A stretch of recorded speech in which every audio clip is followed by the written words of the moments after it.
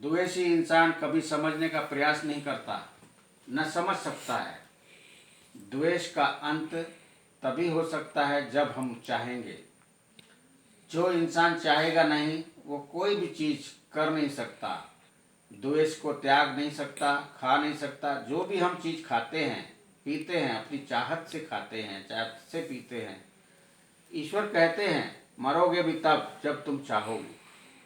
गीता में लिखा है, भीष्म पितामह को पिता का वरदान था। कोई भी पिता अपने पुत्र को वरदान नहीं दे सकता और वह सत्य नहीं हो सकता। पर परम पिता ईश्वर का वरदान हर संतान को है, जो तुम चाहोगे वही होगा। हम जो चाहते हैं वही होता है। इंसान जब तक मृत्यु नहीं चाहता, मृत्यु भी नहीं होती। हम क्यों ये भूले हैं कि हम ईश्वर की संतान है। ईश्वर एक बिंदु है और बिंदु हमारे अंदर में विराजमान है। हम बिंदु को जहाँ ढूंढेंगे, बिंदु अर्थात क्या? बिंदु अर्थात ईशु। ईशु अर्थात ईश्वर। ईश्वर अर्थात सवारेगा कौन? हर इंसान हर टाइम किसी न किसी बिंदु पर अटका हुआ रहता है। समस्या का घर होता है। जो आदमी मन सिमरन करता है, आत्मा का सिमरन करता है, वही मंत्र होता है जिस बिंदु पे वो अटका हुआ है। रोज मंत्र हमारे चेंज होते हैं क्योंकि हमारी समस्या रोज बदलती है। एक मंत्र नहीं हो सकता।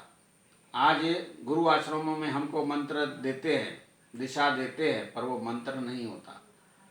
वह हमको एक मार्गदर्शक कराते हैं जिसमें हमको कभी उजाला नहीं आ सकता, अर्थात समझ नहीं आ सकती, क्योंकि ये दूसरे का समस्या का हमारा कोई समाधान नहीं हो सकता। किसी भी व्यक्ति से नाम नहीं लेना चाहिए। नाम देने का उत्तराधिकारी सिर्फ हमारा परिवार है। प्रथम दादा है, फिर दादा की संतान है। पिता है, फिर दादा की संतान है। उसके सिवा कोई भी हमको नाम देगा वह लेना उचित नहीं, धर्म के विरुद्ध है। सनातन धर्म ने कभी नहीं कहा कि संतों से नाम दान लो।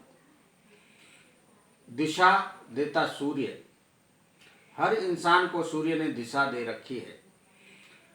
अपनी अपनी दिशा देखकर समझ सकते हो, पर जो आदमी समझना नहीं चाहता वो द्रोणाचार्य के चुंगल में फंसता है और वास्तुशास्त्रियों से पूछता है कि मेरी दिशा कहाँ घर बनाना चाहिए, कहाँ सोना चाहिए, कहाँ बैठक होनी चाहिए, कहाँ पानी होना चाहिए। उसी में उलझा रहेगा। जो इंसान दीक्षा लेने के लिए भटकता है वो ज्योतिषों के पास भटकते रहेगा, मेरे हाथ में क्या लिखा है। और 4 लकीरें हमारे हाथ में है, उसको देखकर वो गुमराह बनाते रहेगा। कभी दुख की बात बताएगा, पूर्व में आई, अभी आगे सुख आएगा, तभी उनको आदमी दक्षिणा देता है। वही दक्षिणा लेकर उसका व्यापार चल रहा है। वो अपना पेट भरता है पर तुम्हारा पेट काटता है। आज इंसान जो है यही नहीं समझ पाता कि हमको मार्गदर्शक कराता कौन है। दीक्षा अर्थात ज्ञान।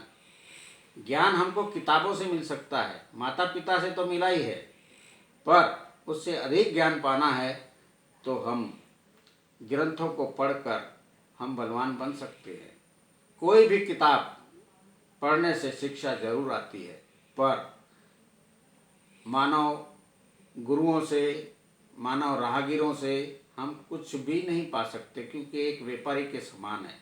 एक व्यापारी अपना सामान बेचेगा, उसके अलावा कुछ भी नहीं करेगा। तो हम जहाँ भी भटकते हैं वह एक व्यापारी है, और व्यापार के पास जहाँ जाएंगे तो दक्षिणा फीस देनी पड़ेगी, और हम देते हैं। जो भी चीज़ हम पाने के लिए जाते हैं वहाँ फीस लगती है। स्कूल कॉलेज में हम जाते हैं तो फीस लगती है और हम सीखते हैं। वैसे ही धर्म स्थल, आसन, शासन जितने बने हुए हैं वह एक व्यापार है, और व्यापार के लिए द्वेषियों की ज़रूरत है। और द्रोणाचार्य नहीं चाहते कि द्वेषी से इंसान बाहर आए, क्योंकि उनका व्यापार बंद हो जाएगा। जय माता।